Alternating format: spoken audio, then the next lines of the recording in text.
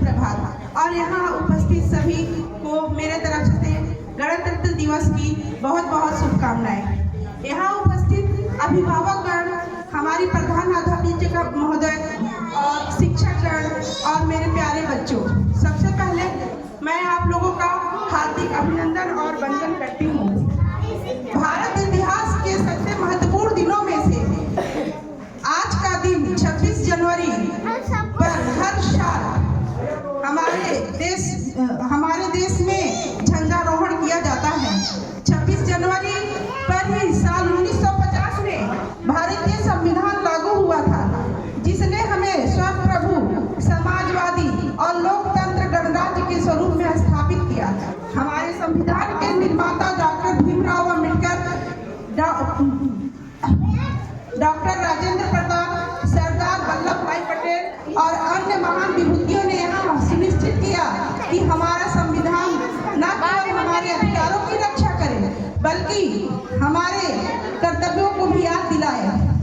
यूं तो हमारा देश 15 अगस्त सन 1947 में ही आज़ाद हो गया था, पर हमारा संविधान लागू करने के लिए हमें 2 साल से अधिक समय का इंतजार करना पड़ा।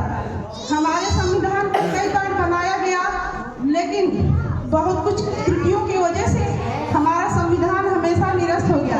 अंत में बाबा साहब ने अपने दोनों हाथों से हमारे संविधान की रचना की और हमारे संविधान में जितने भी वर्ड हैं वह हाथ द्वारा लिखित हुआ है और इसका सबसे ज्यादा श्रेय बाबा साहब को जाता है। आज का दिन हमारे यहाँ सोचने पर मजबूर करता है कि हमने अपने देश के लिए क्या किया और क्या कर सकते हैं। हमें स्वच्छता को प्राथमिकता देनी है, भ्रष्टाचार को समाप्त करने का प्रण लेना है, शिक्षा और महिला सशक्तिकरण को बढ़ावा देना है और सबसे महत्वपूर्ण, हमें एकजुट होकर देश की प्रगति के लिए कार्य करना है। हमारे स्वतंत्रता सेनानियों और वीर शहीदों ने अपने प्राणों की आहुति देकर यह आज़ादी हमें दिलाई है। यह हमारी जिम्मेदारी है कि हम उनके बलिदान को व्यर्थ ना जाने दें। हमारे युवा हमारे देश के सबसे बड़ी ताकत है। यदि हम सभी अपनी अपनी जिम्मेदारी को ईमानदारी से निभाएं तो वह दूर नहीं, जब भारत विश्व गुरु के रूप में उभर कर सामने आएगा। अंत में मैं आप सभी से एक वादा चाहती हूँ कि हम सब भारत को स्वच्छ, समृद्ध और शक्तिशाली बनाएं और हम अपनी संविधान की मर्यादा बनाए रखेंगे।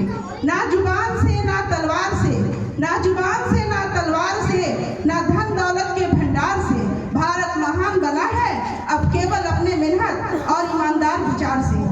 आइए हम आज के दिन, इस पावन दिन पर हम सब मिलकर एक नई शुरुआत करें और भारत को बेहतर बनाने की दिशा में कदम बढ़ाएं। जय हिंद।